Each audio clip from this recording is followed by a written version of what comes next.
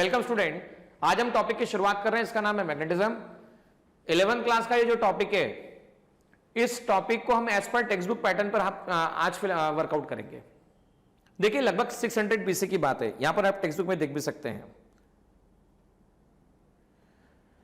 उस समय तक साइंटिस्ट और फिजिसिस्ट जो भी थे मैग्नेटिज्म के बारे में जानते थे, लेकिन तब तक सिस्टमेटिक नॉलेज अवेलेबल नहीं था। और सिस्टमेटिक नॉलेज को जो अपग्रेड करके हमें प्रॉपर तरह से समझाने का काम किया वो विलियम गिलबर्ट ने किया। लगभग 160 तक वो एक पहले पर्सन थे जिन्होंने इन्वेस्टिगेट किया और साइंटिफिक मेथड से हमारे पास में आज जो भी डेटा अवेलेबल होता है वो विलियम गिलबर्ट का बहुत बड़ा कंट्रीब्यूशन माना जाएगा। उन्होंने ऐसा बताया, विलियम गिलबर्ट ने ही, कि अर्थ एक छोटा सा अर्थ एक मैग्नेट होता है, लेकिन ये कमजोर मैग्नेट होता है। हालांकि उनकी सब बातें सही नहीं थी, लेकिन उन्होंने बताया कि अर्थ एक वीक मैग्नेट था। उसके बाद हेंस ऑर्स्टेड ने, जिसे हम हेनरी ऑर्स्टेड भी कई बार कहते हैं, उन्होंने ऐसा बताया था कि जब किसी वायर से करंट पास किया जाता है, जो कि हमने 10th क्लास में भी सीखा है और इससे पहले चैप्टर में भी देखा है, जब भी किसी वायर से क्या पास किया जाता है, करंट पास किया जाता है, तो उसके आसपास मैग्नेटिक फील्ड डेवलप होता है। बराबर है। उसके बाद में जेम्स क्लार्क मैक्सवेल ने लगभग आगे चल के बताया कि इलेक्ट्रिसिटी और मैग्नेटिज्म कोई अलग अलग फिनोमेना नहीं है। मतलब आप ऐसा नहीं कह सकते कि इलेक्ट्रिसिटी अलग है और मैग्नेटिक इफेक्ट अलग है। उन्होंने तो उल्टा उसके बीच में लिंक प्रोवाइड करने की कोशिश की कि ये चार्ज के दो ऐसे एस्पेक्ट हैं जो अलग अलग फ्रेम में ऑब्जर्व किए जाते हैं। ये चार्ज के ऐसे एस्पेक्ट है जो अलग अलग फ्रेम में ऑब्जर्व किए जाते हैं और ये एक ही एंटिटी है। कौन सा पार्ट कब डोमिनेट होगा ये वेलोसिटी पर डिपेंड कर रहा होता है। तो इस तरह से आगे चल के पूरे फिजिक्स का डेवलपमेंट इलेक्ट्रिसिटी, मैग्नेटिज्म दोनों को कंबाइन करके इलेक्ट्रोमैग्नेटिक वेव्स, ये सब बातें डिस्कस की गई थी। तो इस चैप्टर में आप हम यही डिस्कस करने वाले हैं। देखिए अब हम थोड़ी और डिस्कशन करते हैं मैग्नेट के बारे में। मैग्नेट आखिर होता क्या है, किसे हम मैग्नेट कहते हैं, जैसा कि इस चैप्टर का नाम ही मैग्नेटिज्म है। ऐसा सब्सटेंस जिसमें तीन प्रॉपर्टी पाई जाती है, ऐसा सब्सटेंस जिसमें तीन प्रॉपर्टी पाई जाती है। एक डायरेक्टिव प्रॉपर्टी, दूसरा अट्रैक्टिव प्रॉपर्टी और तीसरा इंडक्टिव प्रॉपर्टी। हम इसे विद एग्जांपल समझेंगे। डायरेक्टिव प्रॉपर्टी का मीनिंग क्या है? भाई आप अगर किसी पत्थर या किसी पीस को फ्रीली सस्पेंड कर दें स्पेस में, या ग्रेविटेशनल फील्ड में फ्रीली सस्पेंड कर दें और वो हमेशा नॉर्थ साउथ डायरेक्शन में जाके रुक रहा है, तो मैग्नेट में प्रॉपर्टी पाई गई कि जब भी इसे फ्रीली सस्पेंड किया जाता है ये नॉर्थ साउथ डायरेक्शन में जाके रुकता है।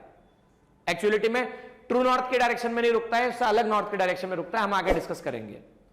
तो नॉर्थ साउथ डायरेक्शन में जाके रुकता है मतलब डायरेक्टिव प्रॉपर्टी है। मैग्नेट को किसी दूसरे मैग्नेट के पास में लाया जाए या किसी मैग्नेट मटेरियल जैसे आयरन के पास में लाया जाए, तो या तो वो अट्रैक्ट करता है या रिपल करता है, तो इसकी इस प्रॉपर्टी को अट्रैक्टिव प्रॉपर्टी नाम दिया गया। और साथ साथ तीसरी प्रॉपर्टी जो कही जाएगी इंडक्टिव प्रॉपर्टी, मतलब आप लंबे समय तक आयरन को या अदर मटेरियल को, मैग्नेटिक मटेरियल को किसके कांटेक्ट में रख दो, मैग्नेट के कांटेक्ट में रख दो, तो उनमें भी मैग्नेट की तरह बिहेव करने की टेंडेंसी डेवलप हो जाती है। तो किसी भी सब्सटेंस में जब ये तीन प्रॉपर्टी पाई जा रही है तो इसे मैग्नेट कहा जाता है। मैग्नेट के टाइप्स कितने टाइप के होते हैं? तो मैग्नेट दो तरह के होते हैं। There are two types of magnet. एक होता है आर्टिफिशियल मैग्नेट और दूसरा होता है नेचुरल मैग्नेट।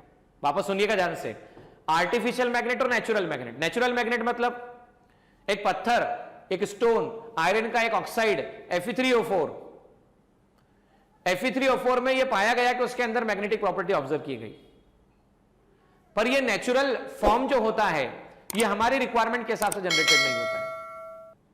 यह कमजोर हो सकता है, यह उतना बेहतर नहीं हो सकता जितना हमें चाहिए। इसलिए आर्टिफिशियल मैग्नेट हम तैयार कर सकते हैं। जो मैग्नेट लेबोरेटरी में बनाए जाते हैं, जो मैग्नेट इंसान ने बनाए हैं, उन्हें आर्टिफिशियल मैग्नेट कहा जा सकता है। उसमें से अलग अलग टाइप के मैग्नेट एग्जिस्ट करते हैं, लेकिन हम मेजरली इस चैप्टर में केवल दो ही बातों पे फोकस करेंगे। एक बार मैग्नेट पे, सबसे ज्यादा हमारा फोकस रहेगा बार मैग्नेट पे। सेकंड टाइप इसका हॉर्सशू मैग्नेट भी होता है। देखिए मैग्नेट में कुछ प्रॉपर्टी पाई जाती है। किसी भी magnet, every magnet regardless it's size, इसके दो पोल बताए जाते हैं, एक होता है साउथ पोल और एक नॉर्थ पोल। तो basically north pole south pole क्यों बोला गया तो मैंने आपको बताया। मैग्नेट को फ्रीली सस्पेंड किया, मैग्नेट कहां पर गया? मैग्नेट टू नॉर्थ की तरफ जो हिस्सा गया, नॉर्थ पोल की तरफ जिसने पॉइंट किया, मैग्नेट का नॉर्थ पोल कहलाता है। साउथ की तरफ जिसने पॉइंट किया, ज्योग्राफिकल साउथ की तरफ, मतलब अर्थ नॉर्थ पोल साउथ पोल, ठीक है। तो ज्योग्राफिकल साउथ की तरफ जिसने पॉइंट किया उस हिस्से को हम साउथ पोल कहते हैं। अगर मैग्नेट को तोड़ भी दिया जाए, बराबर, a magnet is broken into two और मोर देन पीसेस, तो हर हिस्सा जो उसके अंदर होता है वो क्या होता है, एक इंडिपेंडेंट मैग्नेट की तरह बिहेव कर रहा होता है। मतलब आप एक मैग्नेट को तोड़ दो, यहां से तोड़ दो, छोटा बड़ा और छोटा और छोटा, तो हर हिस्सा मैग्नेट की तरह बिहेव करने लगता है। जब नॉर्थ नॉर्थ को पास में लाया जाता है तो रिपल्शन होता है, एंड नॉर्थ साउथ को पास में लाया जाता है तो अट्रैक्शन होता है। तो हम कहते हैं same pole repel each other, opposite pole attract each other.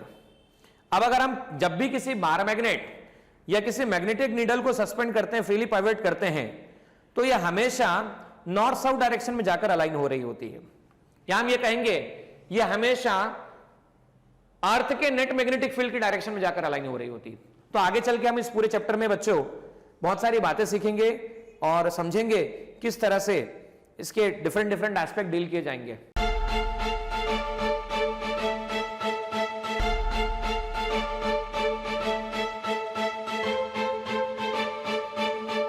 पुरोहित अकॅडमी, मेन ब्रांच प्रभात चौक, MJ कॉलेज रोड, लोकमान्य हॉस्पिटलच्या बाजूला, जळगाव आणि पांडे क्लासेस जवळ, बंधन बँके शेजारी, ट्रॅफिक गार्डनच्या समोर, जळगाव।